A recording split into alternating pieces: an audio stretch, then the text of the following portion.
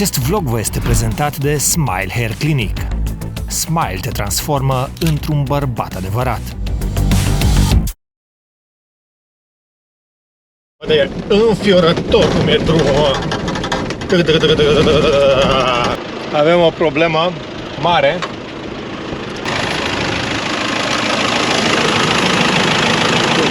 E inuman ce se întâmplă aici.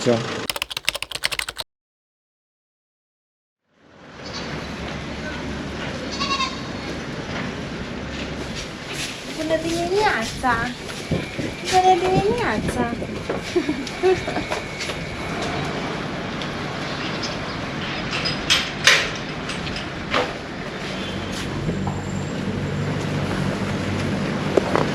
Hai, mă lași?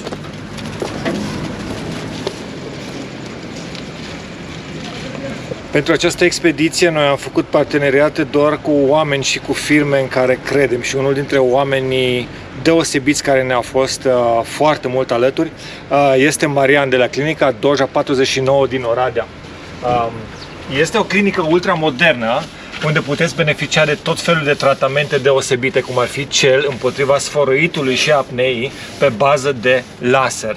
Și pe lângă asta mai are tratamente și special pentru femei, dar hai pe partea cealaltă, că avem acolo un alt autocolant. Tratează probleme feminine, cum ar fi prolapsul, incontinență urinară, strâmtorarea canalului vaginal. Și ce e foarte, foarte important, că toate tratamentele astea sunt cu laser, non-invazive, adică cei care mă cunosc știu că eu sunt mega panicată, adică nu-mi place nici măcar un medicament să iau, nu, injecții, nu mai vorbesc, operații, vai de capul meu. Și chestia asta cu laser chiar e ok, adică dacă și voi sunteți așa fricoase ca și mine, să apelați cu încredere. E foarte, foarte ok, nu necesită spitalizare, nu doare, n-ai nevoie nici măcar de anestezie.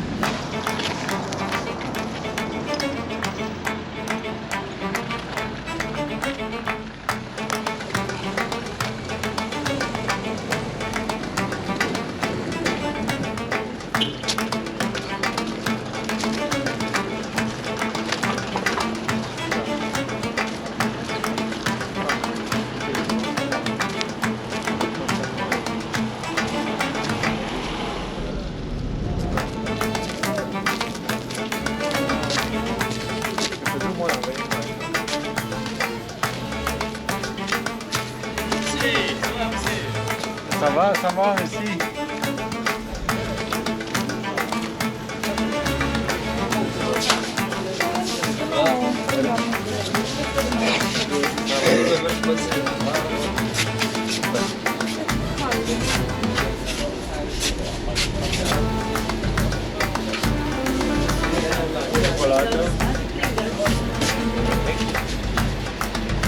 Hai că o fac.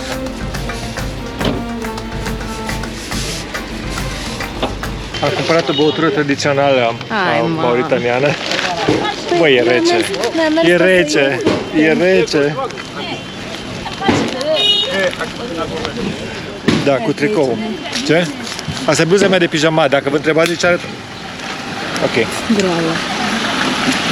Hei! Măgărușule! Măgărușule! Ce drăguț! Foarte tare.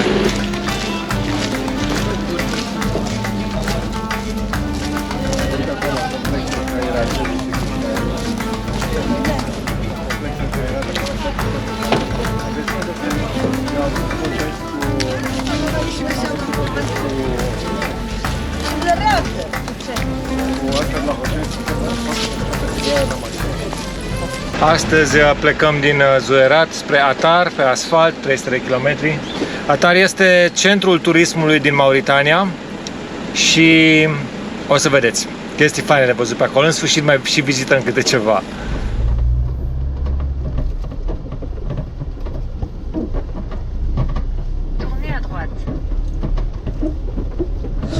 Și am venit să facem asigurare la mașină, din păcate minime pe 3 luni și costă aproape 50 de euro. Moldovan, Adrian Corneliu. Dar nu mă risc cu accidente, cu figuri, după aia, Doamne ferește, nu. Sunt mai mult fictive în Africa, asigurările astea. Zici? Da, dar îți trebuie. Ai probleme, te oprește poliția, ceva, lasă. Nu-ți cumpăr o pereche de ochelari? Nu, cam mulțumesc, ok.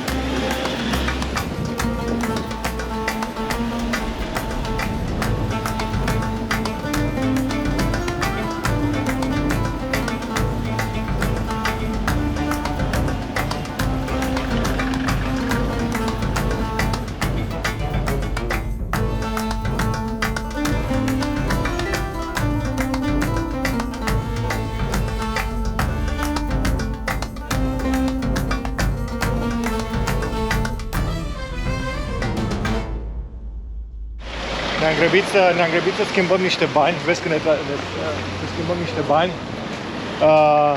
La bancă stai jumătate de oră, îți dă un curs bun, dar îți ia comision. La particular nu știi ce primești. Banii aici se cheamă Ugia. Ugia, da?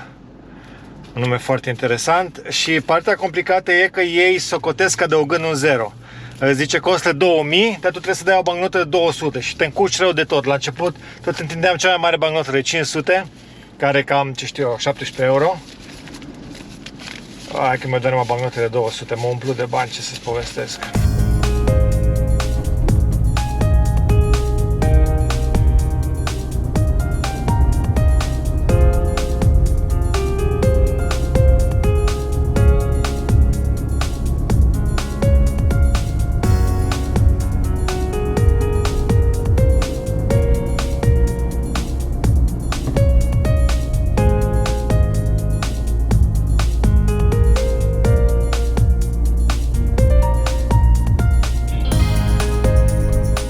Pentru cei pasionați de călătorii deosebite, când spui Mauritania, spui Iron Ore Train, adică trenul cu minereu. Este exact trenul care vine aici, în gara din Zuerat.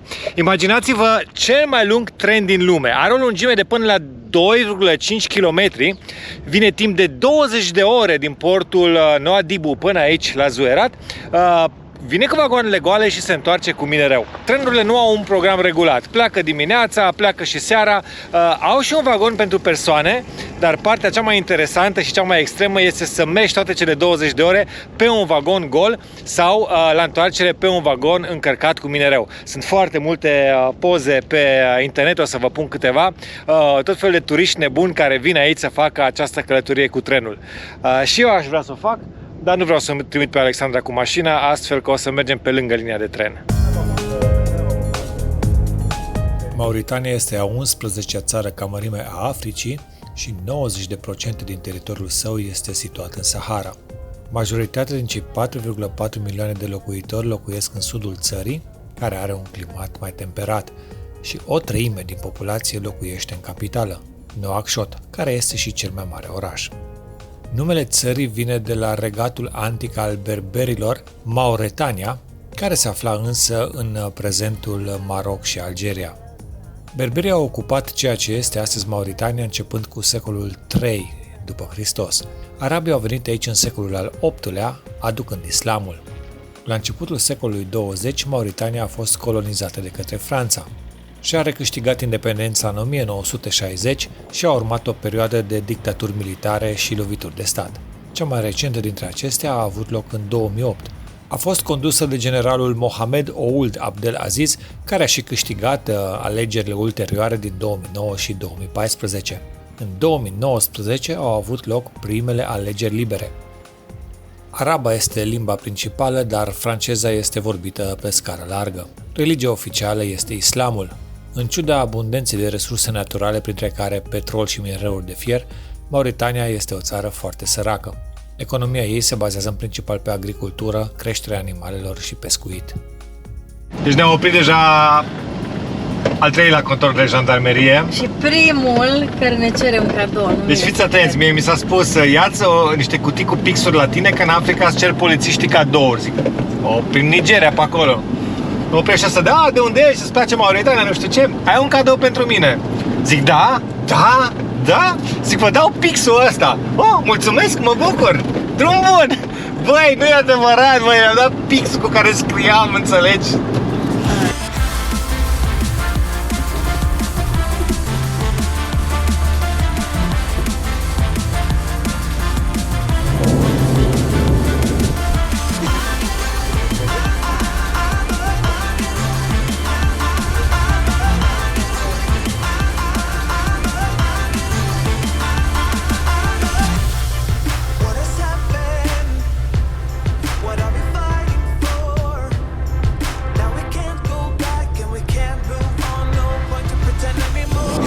E un asfalt foarte bun și nu e nicio mașină pe drum. Deci, pe bune, poți merge cu 120 fără probleme. Dacă era trafic, mergea mult mai încet. Mașina asta de 3 tone n-are frâne pentru o mașină de 3 tone, să ne înțelegem. E bombă pe roți. Nu am nicio treabă.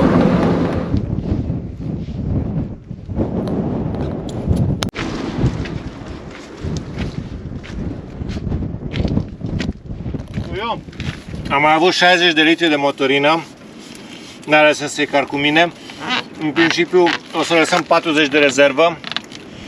Prin Nigeria, prin Camerun, o fi mai rău, acolo ne trebuie. Și o să-i pun pe așa alții 20. Avem o problemă foarte mare. Se crapă aici tabla și se rupe. Trebuie să o prindem cu niște șuruburi repede. Cred că de la pat a fost problema asta. Să mergem să vedem totuși cum o putem repara. Uite și aici. Da, e rău. E rău.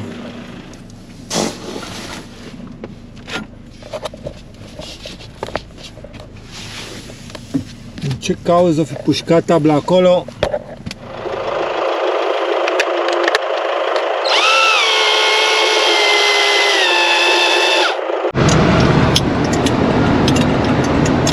Ai venit în Africa să lingi borcane de zacuscă. Auzi, acum înțeleg eu de ce. Uite ce bine arată.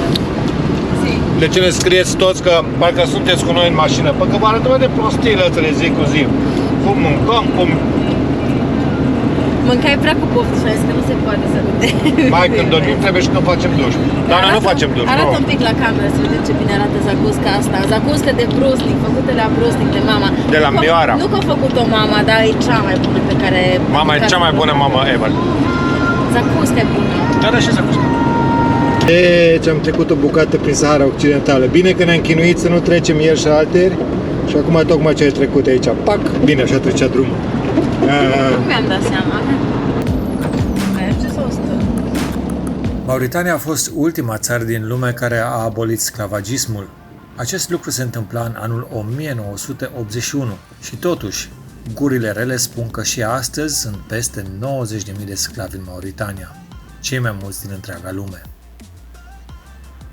Un alt lucru inedit este că, deși cam peste tot în lume femeile sunt cu atât mai apreciate cu cât sunt mai subțirele, aici fetele sunt încă de mici obligate să mănânce, pentru că a avea foarte multe kilograme este un simbol al frumuseții feminine. Mauritania este una din singurele două țări din lume care nu au subdiviziune a monedei naționale, cealaltă fiind Madagascar. Chiar dacă este bogată în petrol și zăcăminte de fier, Mauritania este una dintre cele mai sărace țări din lume, cu 40% din populație trăind sub limita sărăciei. Bonjour, monsieur, ça va? Bonjour. Bonjour. Bonjour. Arrivé de Douanet. 2 heures, oui. Douanet. Destination Mafia. Maintenant, Chinguetti, aujourd'hui, et après ce soir, nous dormirons ici à Atar. À ta ville. Oui, oui, oui. Qu'est-ce que vous... C'est filiation. La distillation, oui. Numéro de Oui, voiture. c'est AR03 et vert, là-bas. La route de 5 km, c'est là-bas. Oui, c'est un magasin avec une station de gasoil à la route, Ouais. seulement à la cité. Près, ici, devant toi. Ah, ici, Ouais. à Atar, ok. Le panneau là, Mhm. ça y est là-bas, les stations. Ah, là-bas est la station. Ouais. Tu Ok. peux retourner. C'est 5 km. Après alimenter, je Déjà dois rentrer à retourner. Atar. Ah, c'est bon. Oui, faire comme ça. Merci, au revoir. Tocmai experimentăm pe drumuri cu șanțuri, cu acele vibratoare. Ori mergi cu 10 la oră, ori mergi cu 100 la oră. Când am Sunt mers, eu la volan, am ales varianta de 100 la oră. Și a din târnă îmi zice, mergi prea tare, mergi prea tare. dacă mergea cu 20 la oră 30, vibra foarte Ce tare. interesant, mă, deci chiar ai dreptate. Pentru zbor peste acele de nivelări, clar. Ce chestie. Am ajuns în Atar, centrul turismului din Mauritania, dar vom dormi aici, dar pentru că mai avem jumătate de zi de lumină, mergem până în practic cel mai interesant lucru din Mauritania, Xarul Cinquetti, unul dintre siturile UNESCO din această țară, un sat vechi medieval foarte frumos, o să vedeți. Bun, bun, bun, hai, încolo, încolo, hai. Vino drept, drept, drept, hai. Drept, drept. Dai, du-te încolo, încolo. Încet, încet, încet, încet, încet. Perfect, hai, ai trecut, hai. Așa, încet, încet, încet. Bun, ai trecut.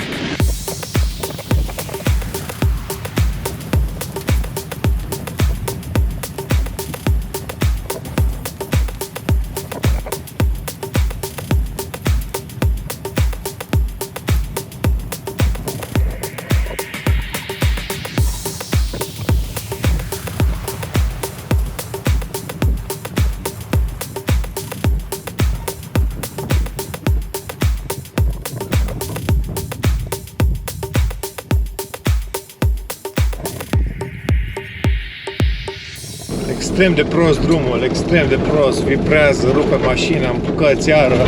Nici nu vreau să mă gândesc ce e în spate. Ai grijă, vezi că face cu farurile. Dar ce vrea? Se face o prea. Mașina dacă nu frână. I am from Romania! Lasă-mă. I'm a maniac from Romania!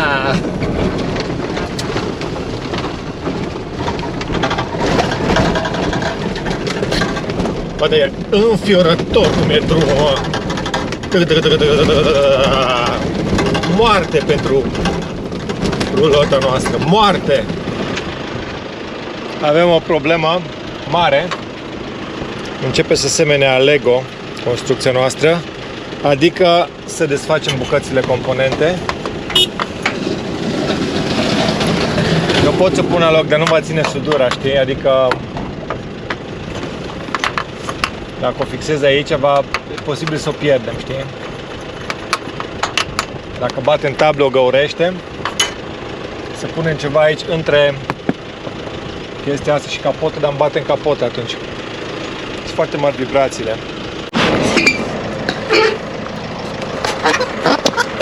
O să o țin peste solecul și panoul solar, să facă balans.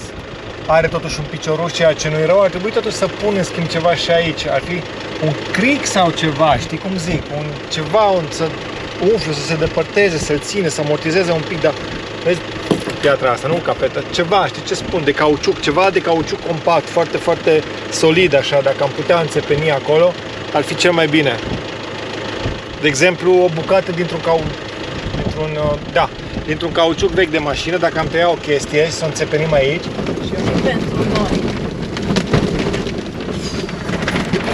Am găsit un cauciuc, hai să vedem dacă, nu râdeți, am găsit un cauciuc, să văd dacă pot face ceva cu el. Nu cred că pot face nimic cu el, e prea uscat, mult prea uscat.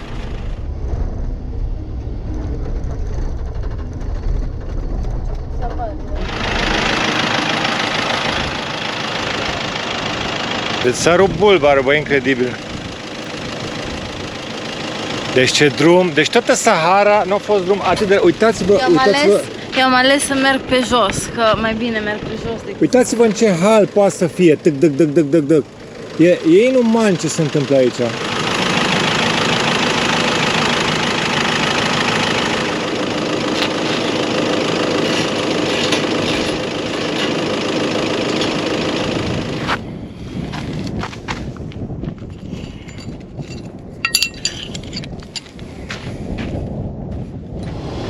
Dintr-o dată ne-a luat prin surprindere, precum iarna pe români, nisipul. Și n-am apucat să cuplez 16-le. Dar e mai bine, măcar nu mai tremură în halul ăsta, să nu se mai rupă alte bucăți din mașină. Nu? Dintre două orele ne place nisipul, adorăm nisipul, vrem cât mai mult să ne îngropăm în nisip. Ha? De unde să merg?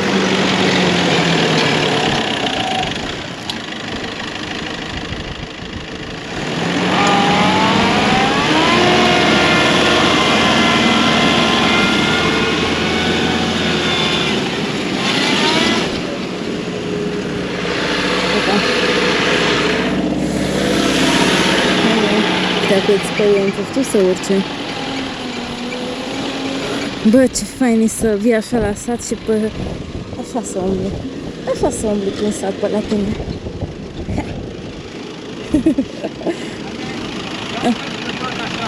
Bine.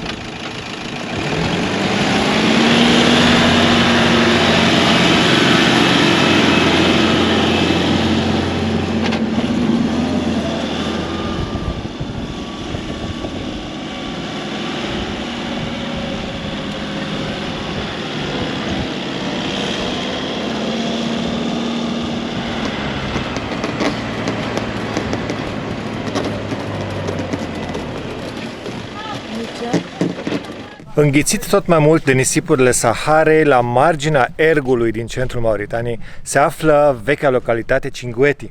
Foarte importantă. Timp de 1200 de ani a fost unul dintre cele mai importante centre ale culturii, religiei și matematicii arabe.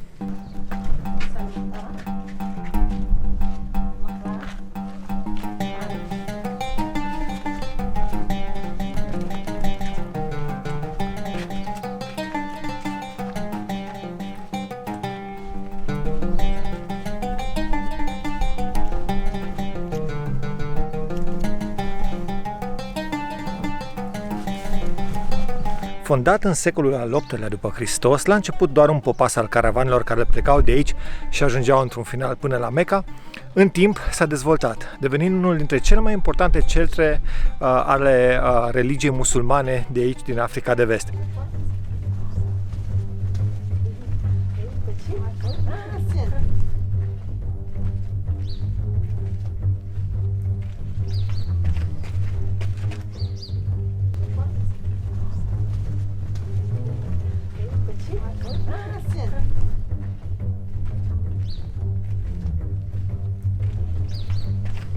Perioada de maximă glorie a Chinguettiului a fost între secolele 13 și 17. Practic, atunci putem spune că aici era unul dintre cele mai importante orașe din întreg vestul Africii.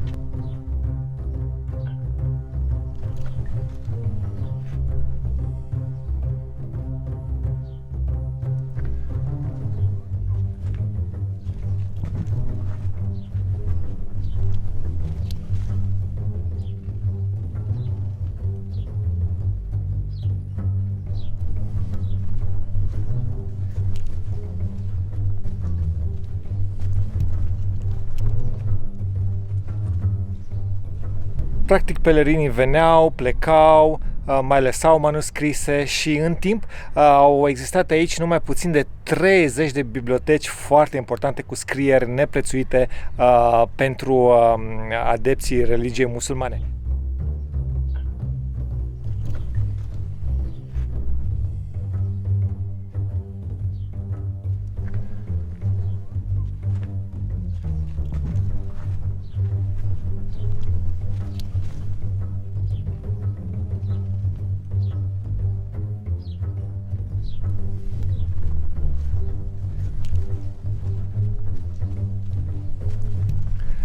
Astăzi s-au mai păstrat 5 din acele biblioteci medievale de care vă spuneam și peste 1000 de manuscrise foarte importante pentru adepții Coranului se ascund astăzi aici. Se ascund, este bine spus, pentru că Cinguetti este în pericol de a fi degradat de vânt, căldură și nisip.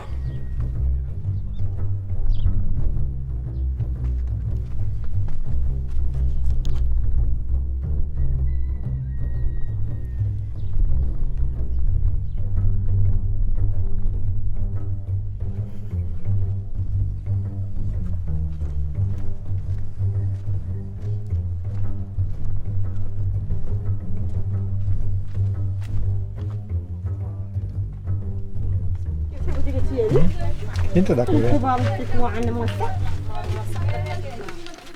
Aici locuiau? Probabil.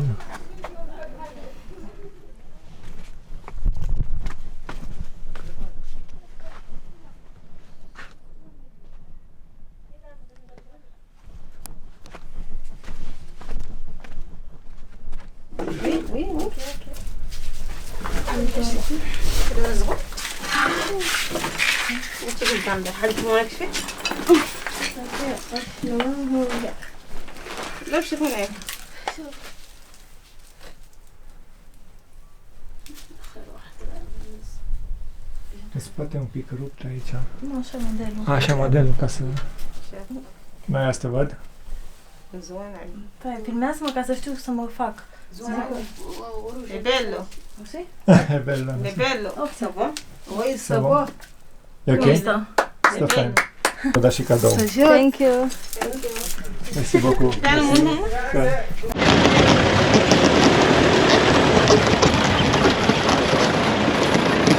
Allô, oui. Ok, c'est bon, c'est bon. Et merci pour les ponts avec le dégonflage de l'apnée. Ok, c'est bon. Ok. Minte românului de pe urmă, trebuie doar să dezumflăm pneurile și atunci nu ne scutură așa. Hai să vedem, dar riscăm, dacă se sparge, na, avem roate de rezervă, decât să stricăm mașina, mai bine stricăm un cauciuc, nu? Hai să vedem. Deci am cumpărat o felul de scule scumpe, uite, să putem degonfla pneurile cu cea mai mare precizie. Nu e nicio rușine să recunoști că nu te pricepi. Am făcut o greșeală, am venit cu roțile prea umflate și s-au stricat o fel de chestii la mașină. Acum mi s-a spus să le dezumflăm, avem cu ce. Hai să vedem ce se întâmplă. Sper să nu-i dezumflu prea tare, să nu le tai. O să le dezumflu așa mediu. Nu o să le las o atmosferă, ceva le las la două. Avem o sculă foarte șmecheră, care nu este compresor, ci este doar un pentru măsurat presiunea și pentru a dezumfla pneurile, special pentru teren.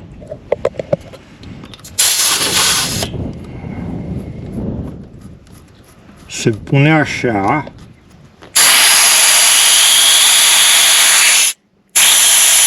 Și se lasă aer. Știi cum zice neamțul? C'est un grand différence.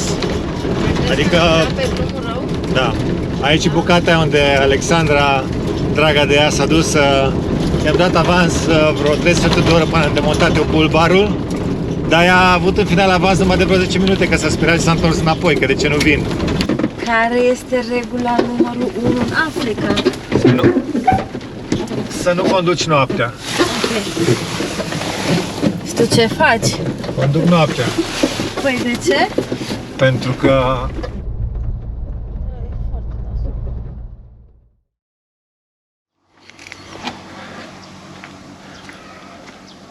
inițial ne propusesem să facem o pauză ca să ne lingem rănile câteva zile în Dakar, dar nu mai putem sta până atunci. Iată, s-a rupt patul, s-a rupt masa, azi o să reorganizez totul.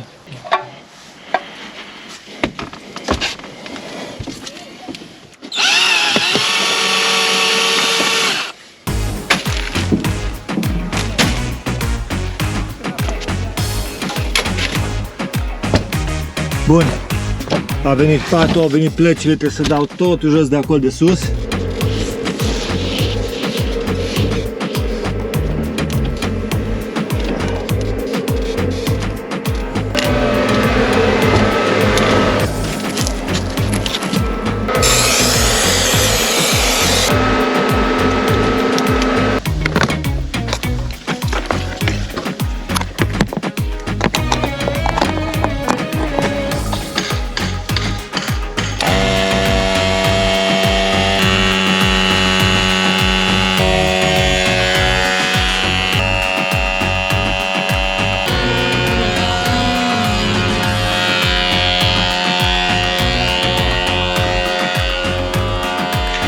Alexandra s-a înghesuit și ea seara că acolo să spele chiuveta, că au curs ceva produse animale, de origine animală și au curs, nu-i bai, e bai că au curs acum 3 zile și vă imaginați mirosul pestilențial.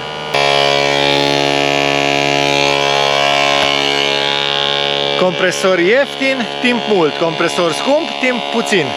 Ca să-mi bage de la 1,9 la 3 atmosfere, deja stau de un sfert de oră. Miroase ars. Sau a dat Alexandra foc la ceva, nu știu exact.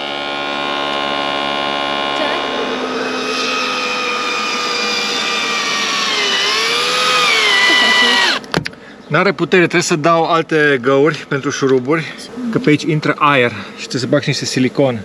Nu știu, s-a făcut burtă de la cum se mișcă la... perfect.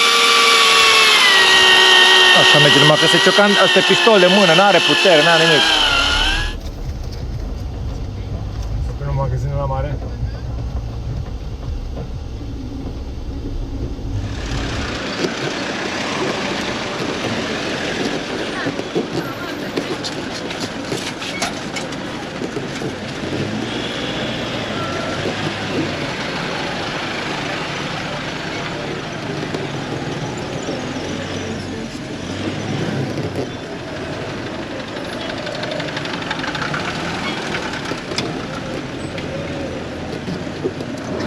Știu ce veți spune, că mașina asta numai se mănâncă. În timp ce mi-am micul dejun, o să vă povestesc că după 2 ore jumate de umflat rot și reconstruit mașina, am plecat la drum din Atar. Plecăm spre capitală, spre Nouakchott. Sunt vreo 6-7 ore de mers, dar ne vom opri în drum la unul dintre cele mai importante obiective turistice din Mauritania, Oaza Tergit. Sună foarte tare, o oază, o să vedeți acolo. Da, o să vedeți. Bonjour, monsieur, ça va? Nous partirons à Tergit maintenant. Bonjour. Tergit. Tergit, oui. Ça Le va? fichier, oui. Comment vous allez? Très bon, merci. Et vous? Ça va? Bon, ça va, je me porte bien, ça va, machallah. Vous êtes de Roumanie. Roumanie? Roumanie. Yeah. Oui. Anglais? Can I speak English? Yeah, I speak in small. Oh, that's Not very okay. good. Very nice. I'm practicing my French with you. I speak in small, not very good. But it's okay.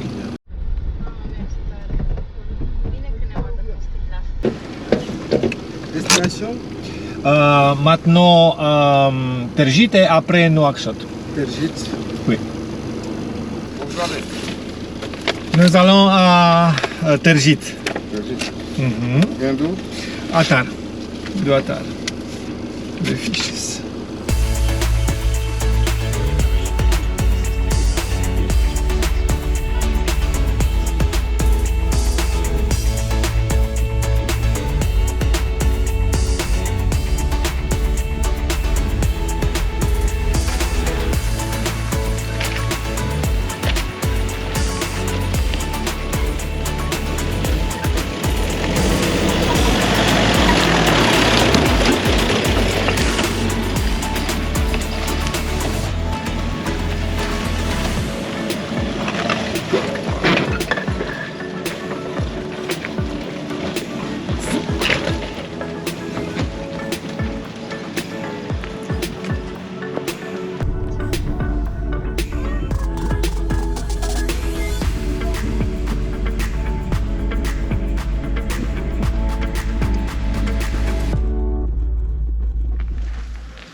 Prima dată în viața mea când văd curmale într-un palmier, ce fain. În România furam mere sau dude când eram mic. Așa. Când eram mică, furam corcodușe. Acum aș vrea să fur niște curmale. Acum. Nu știu, se vând aici.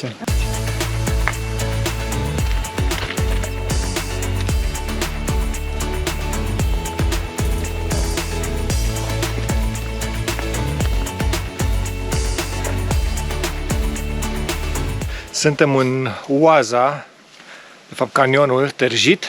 Aici este un palmere. Nu știu care e termenul în românește. Plantație de palmier, cred că. Asta e Africa. În Tunisia am întâlnit cele mai frumoase oaze de acest gen și în Maroc sunt câteva. Noi am traversat Sahara timp de 3 zile și n-am văzut nimic de genul acesta. Bine, sunt și plantați, sunt întreținuți.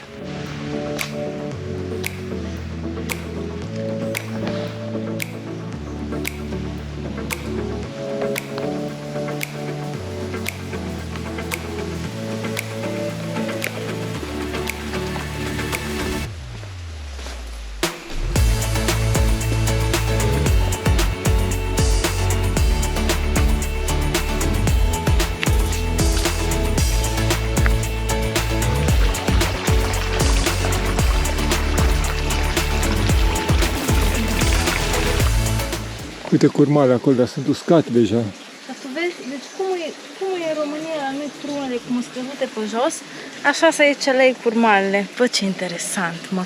Și altă dată când mă gândesc, când eram mică, foai ce greu găseai curmale în magazin.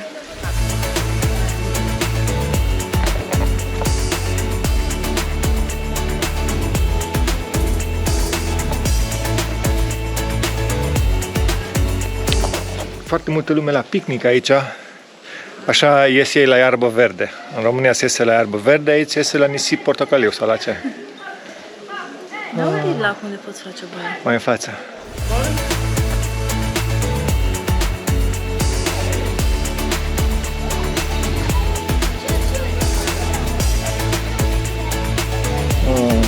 Ce tare.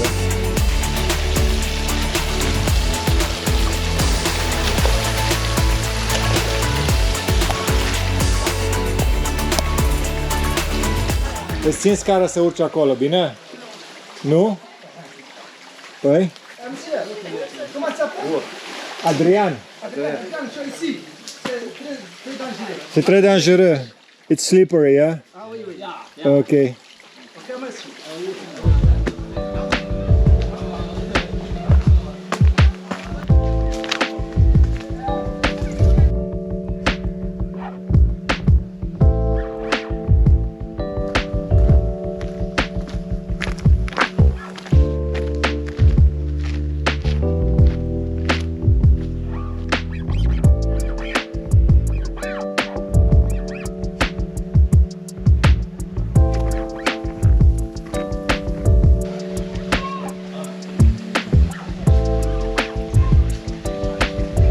Hello. Mauritania? It's okay? Șocată. Ce s-a întâmplat? Tocmai am rămas fără suc.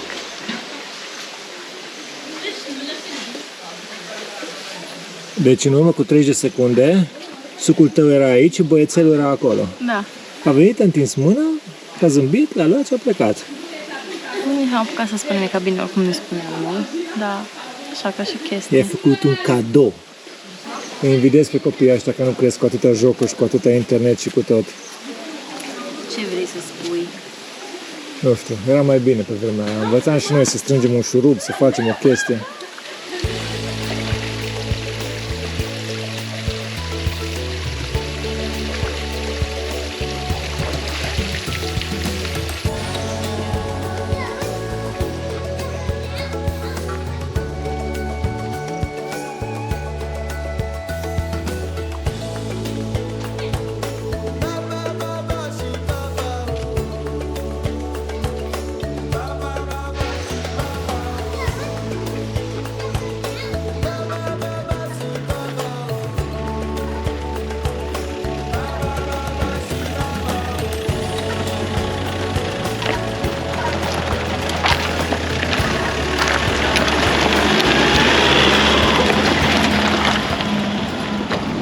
Direct către capitală. Ei zic 5 ore, hai dacă facem 7 e ok, ajungem iară la 2, 7, 9, când se întunecă așa, ca de obicei. Pentru că respectăm regula numărul 1, nu? Adică să nu circulăm noaptea. Super.